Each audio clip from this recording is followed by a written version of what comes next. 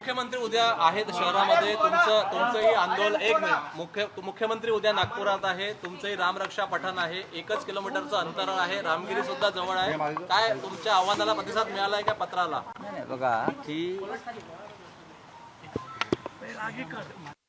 आमंत्रण नाही, लग्नासाठी फार आग्रह केला जातो, पण राज्याचे मुख्यमंत्री आहेत आणि आम्ही त्यांच्या निवासस्थानाजवळ एक उपक्रम, धार्मिक उपक्रम हिंदुत्वाचा करतो आहोत. राज्याचे मुख्यमंत्री म्हणून आम्ही त्यांना निमंत्रण दिलेलं आहे. त्याहीपेक्षा एक रामभक्त म्हणून आणि राम जन्मभूमी आंदोलनात त्यांचा सहभाग तेव्हा होता, या कारणानं आम्ही त्यांना आमच्या उद्याच्या रामरक्षा आंदोलनात सहभागी होण्याचं निमंत्रण दिलं आहे. त्याचबरोबर आम्ही आज सरसंघ चालक, परमपूज्य सरसंघ चालक मोहनराव भागवतजी यांनासुद्धा आज आम्ही निमंत्रण पाठवलेलं आहे. नागपूरमध्ये आल्यावर ह्या ज्या प्रमुख व्यक्ती आहेत, हिंदुत्वाच्या दृष्टीनं अतिमहत्त्वाच्या जी व्यक्तिमत्व आहे, आम्ही त्या सगळ्यांना आदरपूर्वक निमंत्रण देण्याचा प्रयत्न करत आहे. पुढील 1.5 महिन्यात केंद्रात आणि सरसंघ चालकांनी जर इथे येणं जमत नसेल तर त्यांनी त्यांचा प्रतिनिधी पाठवावा, अशी आम्ही त्यांना विनंती केलेली आहे. शिवाय या भागातले सर्व आमदार आहेत विविध पक्षांचे, मग भारतीय जनता पक्षाचे असतील किंवा अन्य पक्षांचे काही नेते असतील, आम्ही त्यांनाही आमंत्रित केलेलं आहे. उद्या शिवसेना पक्षप्रमुख उद्धव ठाकरे इथे 11:30 वाजता येतील. त्यांच्या काही भेटीगाठी आहेत इथे आणि 4 वाजता ते रामनगर येथील राम मंदिराकडे रवाना होते आणि विदर्भातल्या विविध भागातून कार्यकर्ते, रामभक्त, शिवसैनिक इथे उपस्थित राहतील. तुम्ही मुख्यमंत्र्यांना जे पत्र लिहिलेलं आहे त्याला भाजपने आता प्रत्युत्तर दिलेलं आहे. नितेश राणे असतील किंवा इकडे संदीप जोशी असेल, त्यांनी म्हटलेलं आहे की तुम्ही मुख्यमंत्र्यांना निमंत्रण देणं हा राजकीय विनोद आहे. अजिबात नाही. अशा पद्धतीची टीका. कसं काय राजकीय विनोद असेल? मला काय, तुम्ही कोणाची नावं घेताय, त्यांनी काय रिॲक्शन दिले आहेत हे माहीत नाही. राज्याचे मुख्यमंत्री हे काय एका पक्षाचे नसतात, ते संपूर्ण महाराष्ट्राचे असतात आणि तुम्ही ज्यांची नावं घेतलीत आत्ता, त्यांच्यापेक्षा अधिक काळ आम्ही देवेंद्र फडणवीस यांच्याबरोबर काम केलेलं आहे. आमचे जरी आता मार्ग वेगळे झाले असले तरी त्यांच्यापेक्षा जास्त काळ, 25 वर्ष सलग आम्ही भारतीय जनता पक्षाबरोबर काम केलेलं आहे, देवेंद्रजींबरोबर काम केलेलं आहे. तेव्हा त्यांनी अशा प्रकारे प्रतिक्रिया देणं हाच मूर्खपणा आहे.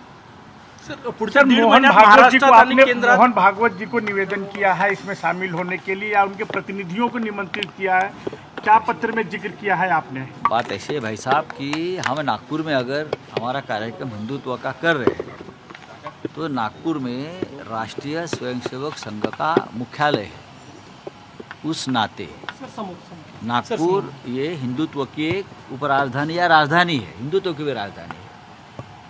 सरसंघ चालक के बारे में हमेशा हमारे मन में एक आदर रहा है, चाहे बाला साहब देवव्रत जी रहे, चाहे उनके बाद उनके पहले वाले, सभी के साथ थोड़े बहुत मतभेद होते हैं, लेकिन परम पूज्य हमेशा रहे हैं. तो हमारे कर्तव्य बनता है कि हम हिंदुत्व के बारे में कुछ यहाँ बड़ा कार्यक्रम करने जा रहे हैं और शिवसेना पक्ष प्रमुख उद्धव ठाकरे जी आ रहे हैं, तो हमको मोहनराव भागवत जी सरसंघ चालक परम पूज्य, उनको एक निमंत्रण देना है हमारा कर्तव्य और धर्म भी है. कल जयंत पाटिल और जितेंद्र आव्हाड एकनाथ शिंदे से फिर से मिले. 3 दिन में ये दूसरी मुलाकात है क्या? देखो, अभी कल ये लोग जिसका आपने नाम लिया और रामदास आठवले जी को मिलेंगे, तो आप क्या कहेंगे? वो आठवले जी के पार्टी में जा रहे हैं. इस महाराष्ट्र में और देश में इतनी पॉलिटिकल पार्टियां बन गई है, कोई ना कोई किसी से मिलते जुलते रहते हैं ना. उसका मतलब ये है कि गए पार्टी में, आए पार्टी में, जयंतराव पाटिल हो या जितेंद्र आव्हाड हो, वो सभी पार्टी के नेताओं से मिलते जुलते रहते हैं. फ्री बर्ड्स है, मिलने दो. सर, कांग्रेस अध्यक्ष ने प्रधानमंत्री को चिट्ठी लिखी है कि सेशन से पहले ऑल पार्टी मीटिंग बुलाई जाए जिसमें परिसीमन पर विस्तृत चर्चा होनी चाहिए। परिसीमन पे चर्चा होनी चाहिए। खड़गे साहब ने जो प्रधानमंत्री जी को पत्र लिखा है, अगर आप पढ़े तो उसमें क्लियर लिखा है कि ये जो मुद्दा है ये देश के लिए, देश के एकता के लिए बहुत महत्वपूर्ण है। उसके ऊपर सभी पार्टियों के साथ सलाह मशवरा होना चाहिए और हम उससे सहमत हैं। प्रधानमंत्री आज 25,000 करोड़ का लोकार्पण करने वाले हैं। सोनम वांगचुक के आंदोलन का 20वां दिवस है।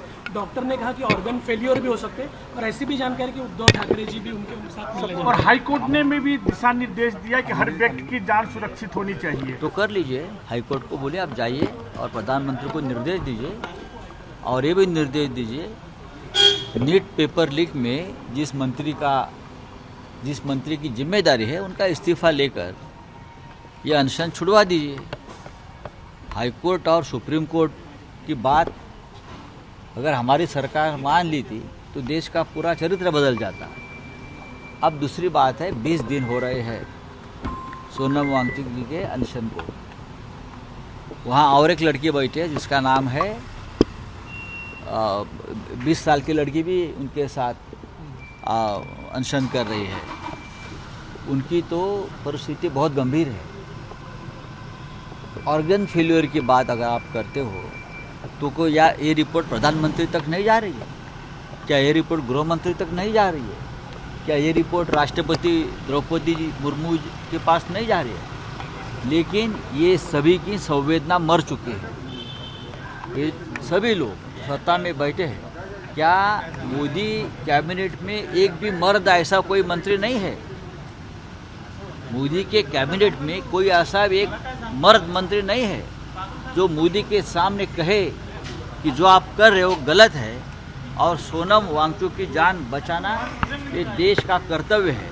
ये कहने वाला एक मर्द मंत्री अगर पैदा नहीं हुआ है तो भारतीय जनता पार्टी जो है ना उसे मैं राष्ट्रभक्त होऊंगा ना उनको मैं शूर कहूंगा। महाराष्ट्र आणि दिल्लीच्या राजकारणात पुढच्या 1.5 महिन्यात काही मोठे फेरबदल होण्याची शक्यता आहे। दिल्ली आणि महाराष्ट्राच्या राजकारणात काही फेरबदल होण्याची शक्यता आहे। म्हणजे काय होणार असं काय वाटतं तुम्हाला? तुम्हाला काय वाटतं? काय मला काहीच वाटतं अरे यार दिलीपराव थांबा ना यार, होऊ द्या ना उत्तर। मला एवढंच वाटतंय गेल्या काही काळापासून की केंद्रामध्ये जर मोठे फेरबदल झाले तर या राज्याचे मुख्यमंत्री देवेंद्र फडणवीस हे राष्ट्राच्या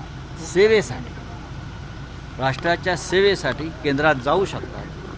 त्यांची सेवा केंद्र सरकार घेऊ शकतं आणि महाराष्ट्रामध्ये भारतीय जनता पक्षाचाच एखादा वरिष्ठ मंत्री हा मुख्यमंत्री होईल। डोनाल्ड ट्रम्प यांनी असा आरोप केला की चीनने त्यांच्या देशातील 20 कोटी नागरिकांचा निवडणूक काळात डेटा चोरला, असं भारतात पण झालं असेल असं वाटतं का तुम्हाला?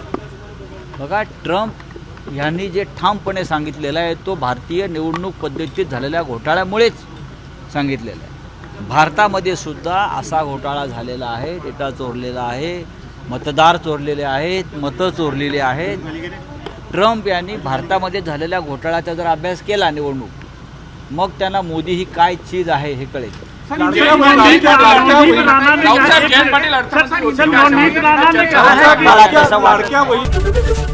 एबीपी माझा, उघडा डोळे बघा नीट।